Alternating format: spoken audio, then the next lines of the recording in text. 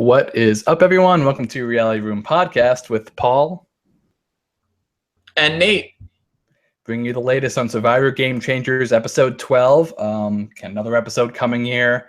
Happened today, just an hour ago on the East Coast, happening on the West Coast in a few hours. But exciting episode. Developments could have happened. We had an advantage be passed over, which was interesting. Still have 3 idols that haven't been used. Nate, what do you think about this episode? It's pretty interesting because I think it was another one of those things where it was just another episode in a row where people are waiting to make a big move. We had a couple episodes, once Malcolm went, we had a string of episodes where it was everyone's okay, big move, and now all the big moves are gone except for a couple here and there, and they're just okay, now what do we do? And Zeke last week, people were saying, oh, that was a big move.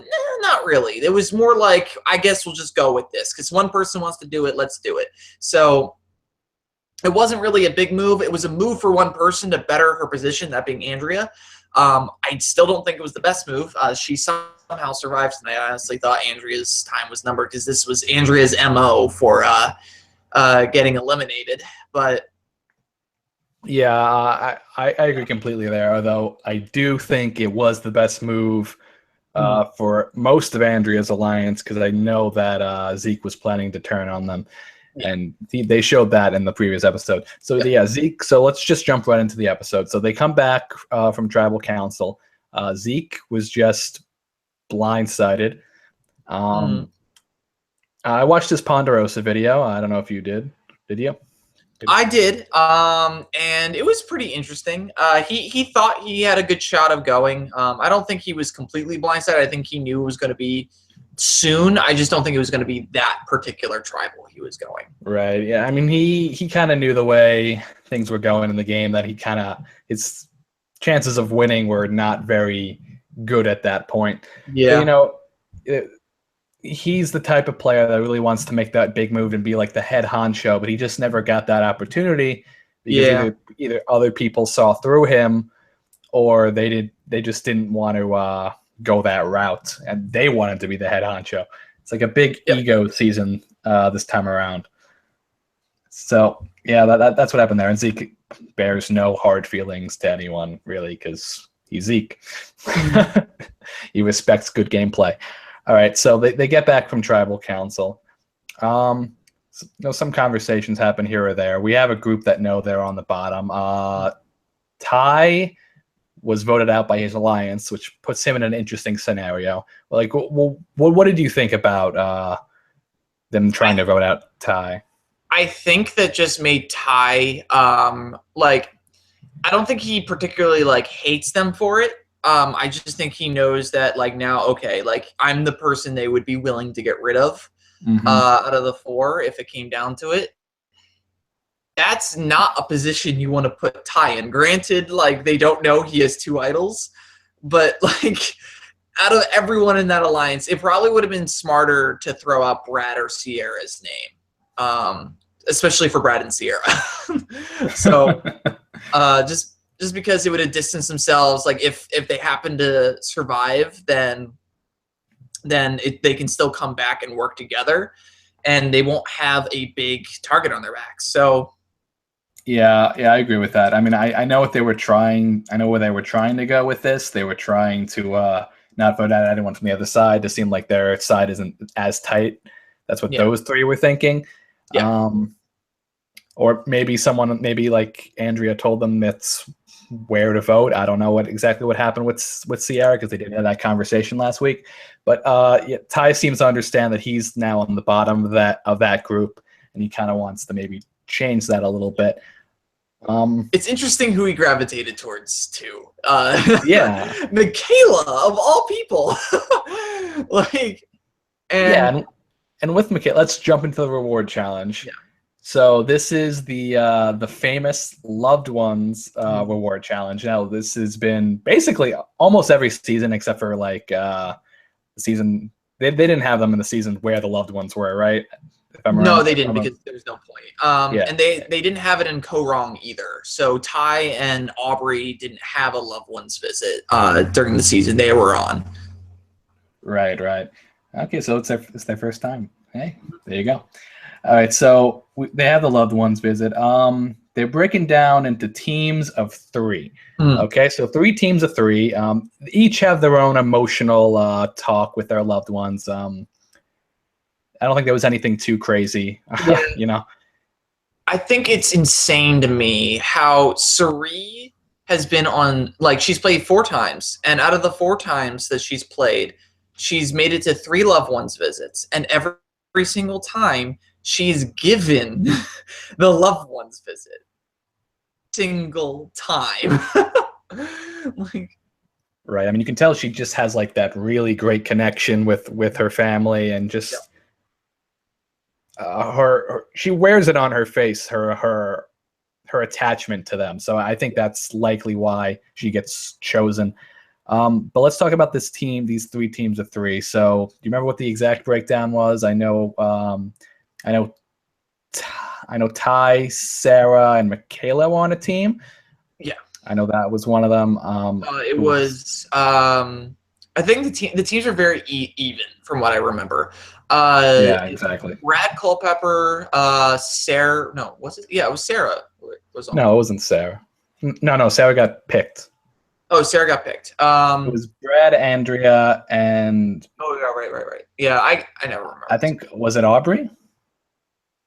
It was Aubrey. Yeah, it was Aubrey, because I remember she won this season. That's crazy. Like, like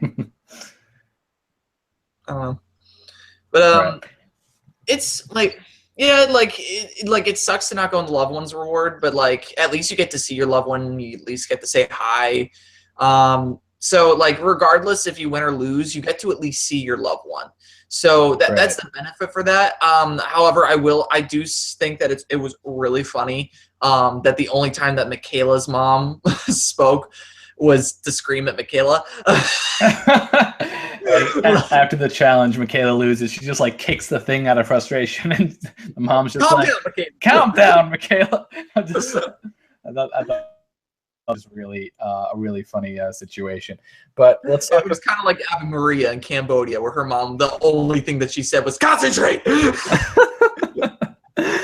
All right, so let's talk about the choice that had to be made here. And I don't know what it seemed like to you, but to me it seemed, and I think it seemed like that to Jeff as well, the person who seemed to take charge on who to pick out of the rest of the people for the loved ones trip was Andrea. So she seemed to have like a lot of control there. What did you think of her picks? Did you think she was thinking game wise, or she was thinking like emotion? No, I just think she was thinking, let's just keep our group stronger. And if I pick the correct people, like as she said, like, oh, Michaela's gonna get over it, and it's like Michaela's been shut out of rewards every single time, and like even when like she's not picked to go on the reward, she can't even compete in the reward, so it doesn't matter. So it's like, oh, she's had a bad rap with rewards this season. Rod of the season. Rodney from Worlds Apart. At least she's not crying and asking for people to take her on her birthday. Well, she's venting out in frustration, though. Okay, so let's talk about this loved ones visit. One thing that we had this season that we don't get is Brad and Monica actually got to talk a little game here. So this is actually very, very important. Everyone remembers Monica. Blood versus Water, made it to the end, 2nd place, right? And she did very well. So she talked to Brad talked to her rather about how he's positioned right now.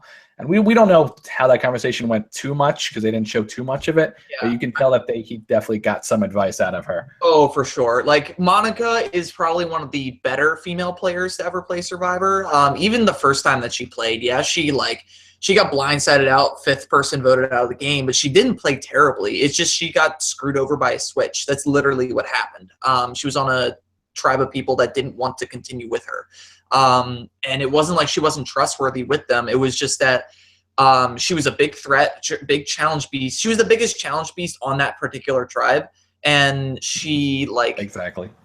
Her social game was just really good. And people recognized that. She had people like Colton on her tribe. So it was just, yeah, it wasn't good for her. But and you cut out there for a second. What was that?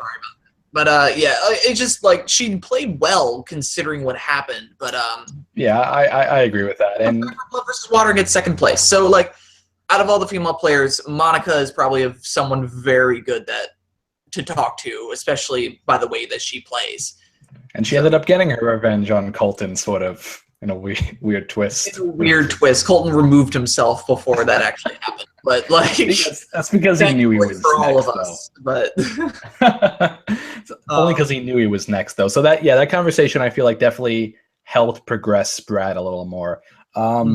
They didn't show too much else game talk on the reward, but outside of the reward, and this is people had some speculation that this would happen on the reward. Like they were saying, oh, we hope they don't.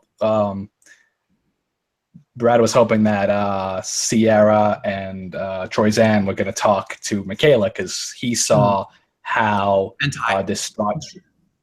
Yeah, and Ty, how distraught she was after the reward challenge. So let's jump right into that. So Ty and Michaela, they both realize they're kind of on the bottom of their alliance, and when you're on the bottom of your alliance, that basically means you're on the bottom. Yeah, like, it doesn't really, or you're gonna be at the bottom at some point. Like you can make it all the way with your group, but once that happens, you're basically done. They're gonna and with Ty's case, like he knows, like if he sticks with the 4, like his idols don't matter. So for Ty, it's just better to kind of stay in the middle and flow, and then just listen, because then he knows that he can get a better sense of what's going on in terms of how everyone's going on, because everyone's telling him information because they're trying to fight for his vote, and he has 2 idols. So if he hears that his name is coming up at any point, like he's going to play 1. Troyzan isn't as lucky in that position. He only has 1 idol, even though that is lucky to begin with. But it's pretty good. Being tied to Culpepper, and he's not being seen as a big threat, obviously, because he hasn't been targeted over Sierra or Brad. So it's just whether or not like he actually hears what's going on, or if he's willing to save someone else. If Troy saves someone else, I think that's going to put a bigger light on him and make him a bigger threat to win rather than just saving himself. But right, and we'll see what Troy does with that idol. Right, I thought there was a possibility today that he could have used his idol, but they didn't show him talking at all. So like this was before they rather invisible, which is weird for Troyzan. I'm just waiting for him to start screaming at people, but it's just I think he knows to be a little more quiet this time around. I think that's why. Yeah, it's because he's not completely screwed. He knows that. He knows that Brad is a bigger target than him. He knows that Ty and Michaela are bigger targets than him. No one's coming up with Troy's name. No one is targeting Troy. So he knows for a fact that he's not the next one to go, at least for the next few rounds. And then when his name does come up, he has an idol, and we know he has potential to win challenges. Exactly. So it's just... Yeah, exactly. But he's no one's also talking about him on the cherry either. So things are a little more complicated there for him. So even if he kind of has to make a move at some point, and he's lucky to have an idol because he knows in his head that there's going to be a point where he can make that move. And I think, like you said, if he uses it on someone else, it's definitely going to shine a huge light on him. Okay, so Ty and Michaela, they're both on the bottom. So they talk, and they kind of like, yeah, I want to work with you. I want you to be my number 1, basically. Michaela, maybe she's emotional. I don't know. Ty, I know Ty. Ty basically throughout 32 and 34, he doesn't mind who he works with. He doesn't care. Like he doesn't care. Yeah, Ty's game is significantly improved from his first time, and I'm very happy to say that, because honestly, I thought he was just going to kind of be the bimbo of the season, kind of like what JT was in the beginning. Right. I felt like Ty was going to come in with something to prove from last time and try to like make a big move that wouldn't work and get himself eliminated, which is what JT obviously did. But I think Ty knows that he can get to the end because he did it the first time, and he just needs to be able to articulate himself better, and he knows what he needs to not do to piss people off, because that's what he did the first time. And to be honest, I feel like if Ty were to get to the end, I feel like the jury would be a lot easier on him than it was in Go Wrong, because you had people like Jason, right, Very strong Scott, I believe it was. Very strong-headed guys, but he also turned his back on them and kind of stabbed them in the back. So and he doesn't have anything like that. Really wishy-washy, and I think it benefits Ty the fact that this season is so fluid. The last time he played, it wasn't that fluid. It was like there were two set sides. It was Jason's side versus Aubrey's side. It was like, and Jason and Aubrey had mutual respect for each other, but it was just like they were set sides, and Ty kept flipping. This time there are sides, but they're so like, like they're going all over the place every single round. So exactly. Like these sides, and I've said this last episode too, sides this season and the past season have kind of been like ever changing over time. Mm-hmm. And the last few episodes, well, this episode, one side actually stuck together, but I think next episode we're going to see some more flips and changes happening. Yeah, we saw Cirie trying building up. We saw Cirie trying to do something in the scenes for next episode. I think that's going to be some interesting thing. Yep. And I think Andrea just now, I think, noticed what Sarah was doing at the Tribal Council. So I think, and now Michaela knows that the legacy advantage is in play. She doesn't know who has it because now Sierra is gone. But how does Sarah know what the legacy has it? Does she know what the legacy advantage is, though? Because she didn't make it to jury, Michaela, in her season. But I think they were allowed to be in contact with some of the people like after the season because they got a couple weeks to talk, I think, before Zeke and Michaela, like they got time to rest, and then it was like 2 or 3 weeks, and then they got to go back into the game. So I think Michaela definitely had some time to hear about the legacy advantage. I wouldn't say that it's impossible. Yeah, so it's going to be interesting, that conversation that Sarah has to deal with. He probably told her about it. Right, yeah, that's true too. That's very true. All right, so Sierra and Brad also go up and talk to Ty and Michaela, and they're like, yeah, I mean, let's bring Brad in as well. Did I say Brad? I meant Troyzan. Troyzan was there talking to them. I don't know if I said Brad or Troyzan. But yeah, Troyzan and Sierra went up to talk to the two of them, and they're like, hey, let's bring Brad in, and let's have us 5 go to the end, basically. Michaela was like, yeah, maybe. She's telling us, yeah, maybe. And Ty was like, yeah. I feel like, okay, so it was interesting how, like, Michaela was just, I think when she was in the moment, she was like, yeah, I'm going to stick with these people.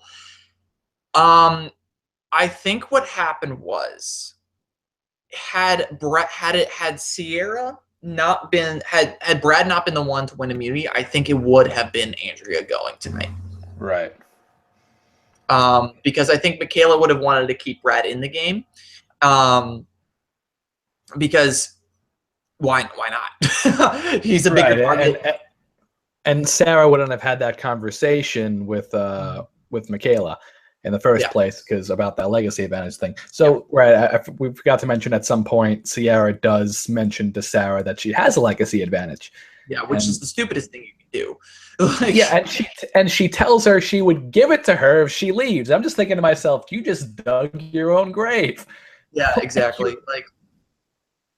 Like all she has to do is get rid of her before Final 6. That's it. Like it's. And there you go. Sarah has a glorified immunity idol for Final 6. Yep, exactly. All right, so let's jump into this immunity challenge. So this is a brand new immunity challenge. We've never seen this one before. Basically, you hold 2 sticks into like this buoy. To this speed. Yeah, it was this buoy. Yep. With 2 holes in it, and you have to hold up the buoy, and that's it. Just hold up the buoy for. Oh, and they had to stand on it as well. Right, and you had to balance on a balance beam. That's exactly right.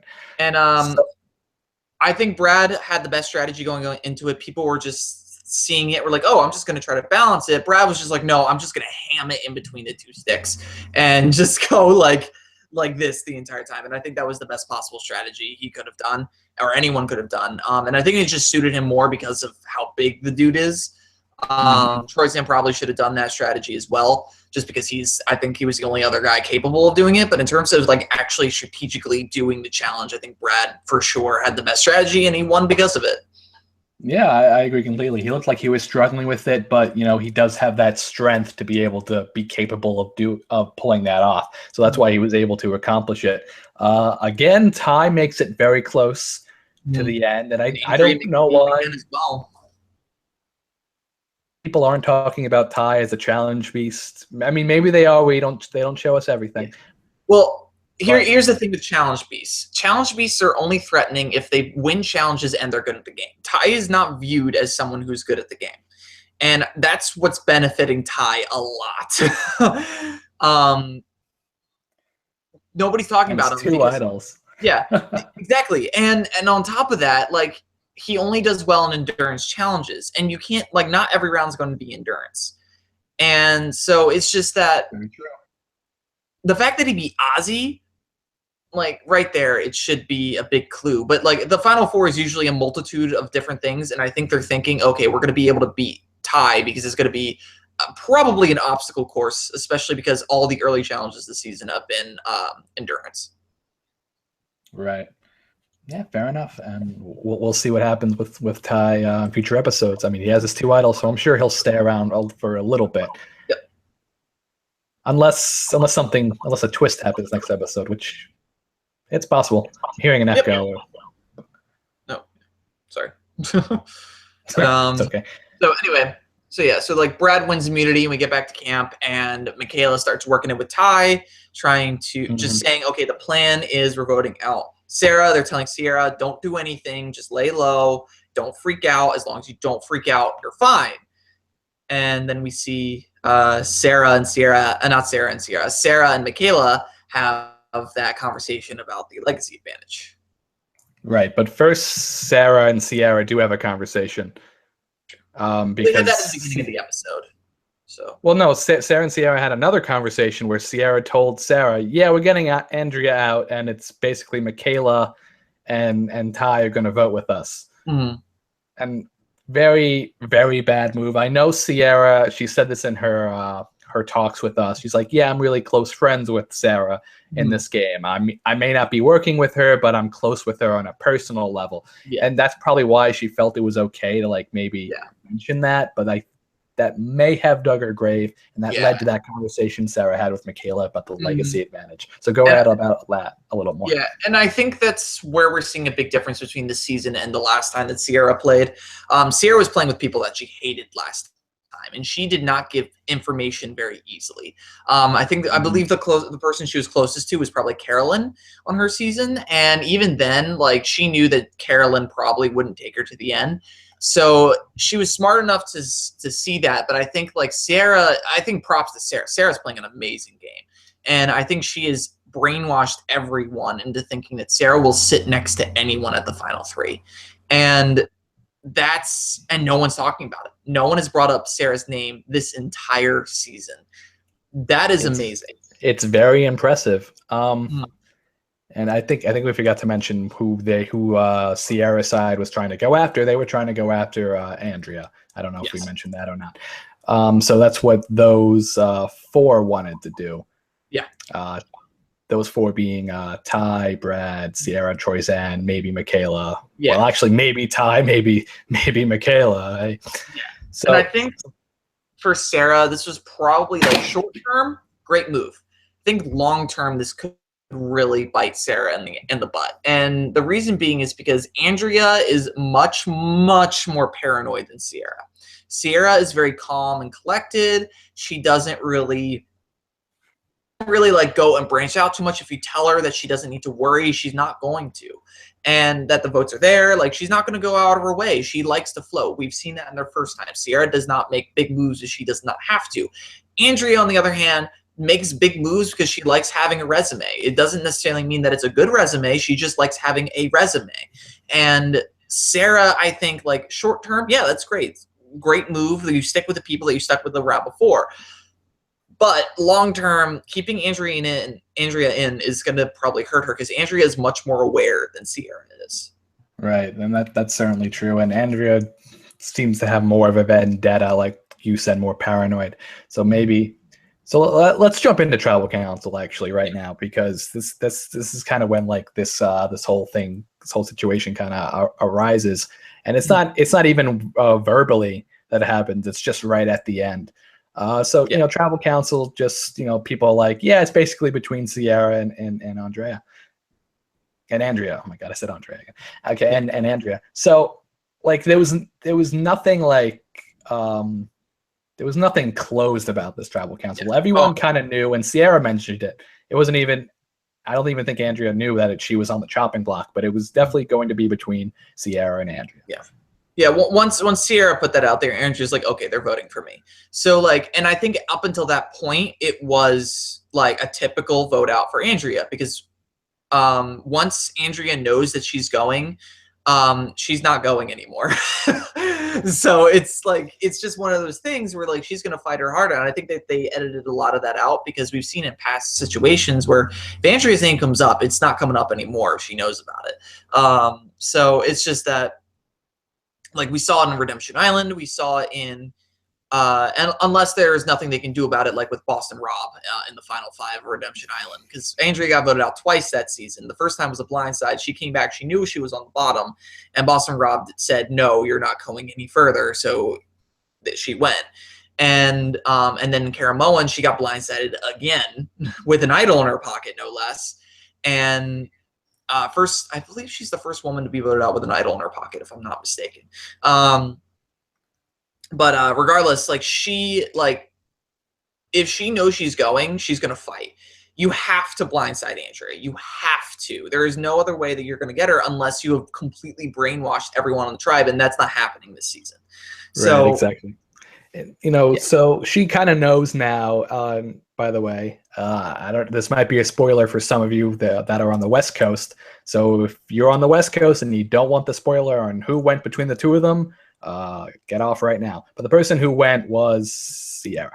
Okay, so Sierra left. So Andrea kind of knows now that she's kind of on the chopping block on the other side. She knows that she's their target. And, people in the game don't know this, but the other side has 3 idols. Yeah. Yeah. It's going to be really, really tough for the majority alliance at this point, just because of the situation that they're in.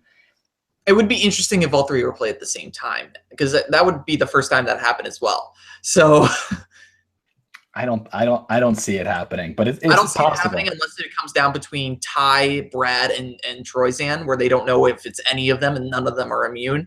So I think that's like the only possible scenario. But yeah, that's fair. That's fair. I think the votes. What did the votes come out to? Was it 5? It was 6-3. 6-3. 6-3. Yeah. Did Ty vote for? Who did Ty vote for? For Sierra. And Sarah did a great job acting. However, if you counted votes correctly, you knew that Sarah voted for Sierra to go. Yeah. So yeah, I know. Sarah had a very surprised look on her face, and obviously that was planned out. I don't think Sierra realized. It was a little. Sierra didn't realize at the time though, because she said, "I hope you didn't vote for me, so I'm giving you the legacy advantage." She wasn't counting votes. That's just what it is. But Andrea noticed. Yeah, Andrea noticed, and I don't think there was the short. That's where the short term ended. Right, exactly, and that's when the game's about to get even more interesting. So Sarah has 2 advantages in the game right now. She has the vote steal, and she has the basically the final 6 immunity idol, which.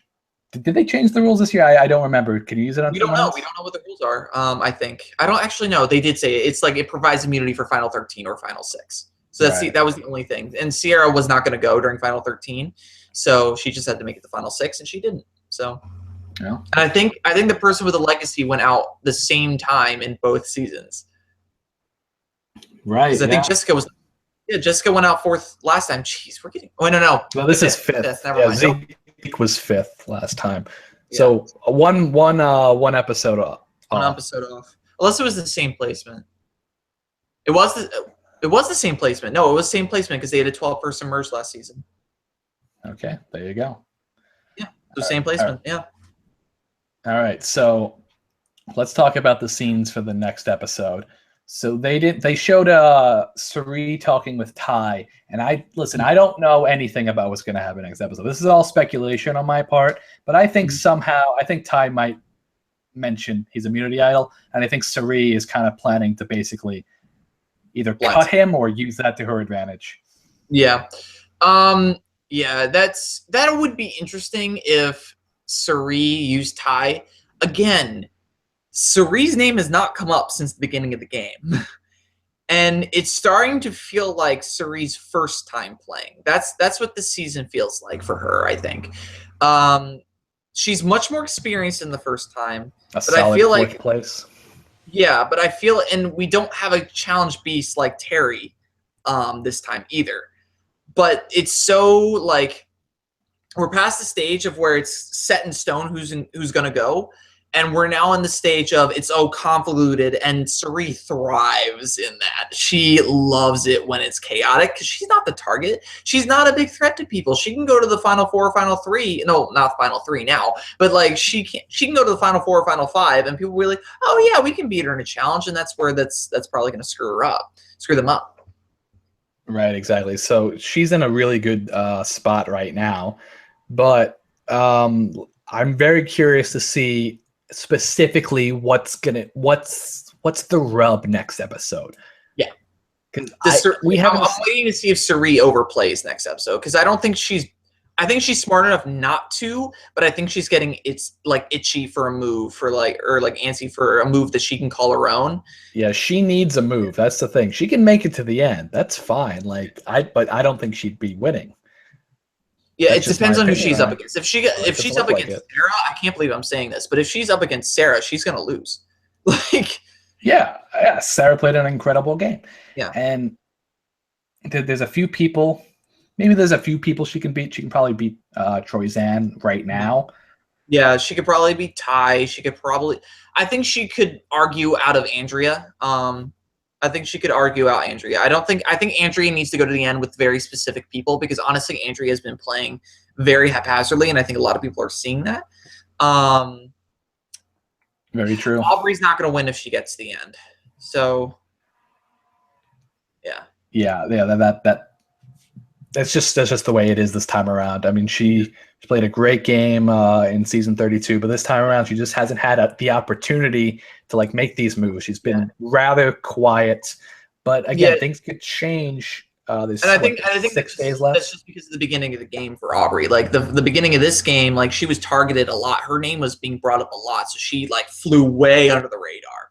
And now no one's threatened by her whatsoever, and that's a good thing, but it's also a bad thing. So that's exactly right. So who do you think is going to be going next episode? Because last time, I think we both said Andrea last episode, right? Is that Yeah, I think Andrea's time is almost over. If it's not next episode, it'll be the one after that. But we're on Final 8. We're Final 8 right now, right? Yeah, I think Michaela's got a good shot to go. If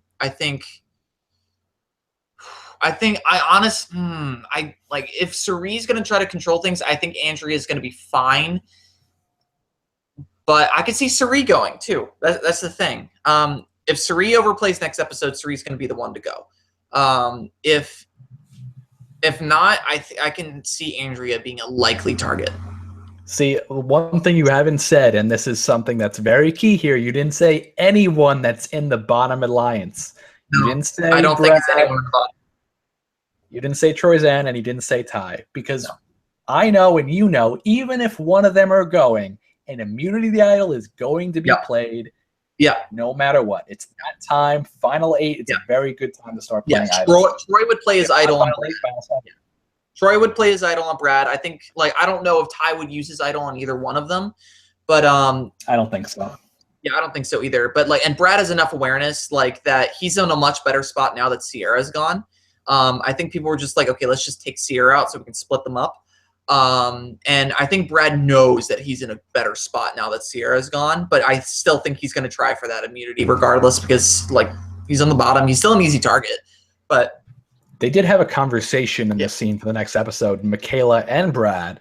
So that's why I think it's a possibility that could something could develop there, because it looked like she was trying to bribe him or something, no, blackmail him about looking for an idol. So I think Brad's starting to feel a little vulnerable at this point. It could be an opportunity for someone of the three to the other one of the three. Yeah, right, exactly. So if it's so open that they're going after Brad, then I think it could be the time for Troyzan to use the immunity idol on him. Who knows? I think it's pretty up in the air next time, but I think a big target's going to go. Yeah, there's a lot of big targets left, so it's going to be fairly interesting.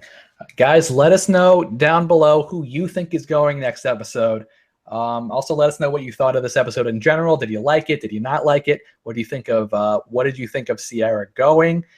Is it what you expected? I know it wasn't what Nate and I expected. We both expected Andrea to go, but I don't know. Things have been rather interesting. I think we'll start doing this now. Who do you think is going to be in the final three? If you made it to the end of this video, who do you think is finally going to make it to the final three? Nate, let's start with you, and people can comment as well. I think Brad's going to get cut right at the end. I don't think he's going to get final three. I think he's going to be pretty damn close. I think Sierra's got a good shot. Not Sierra, excuse me, Cirie. Sarah. Oh, Cirie? No, okay. Cirie. I think Cirie has a good shot. I think it depends on how the next 2 episodes will go for Sarah. She definitely has a good shot now. I think it just depends on how aware people will get about her game. And I think that might be coming to a close very soon on how aware people will get.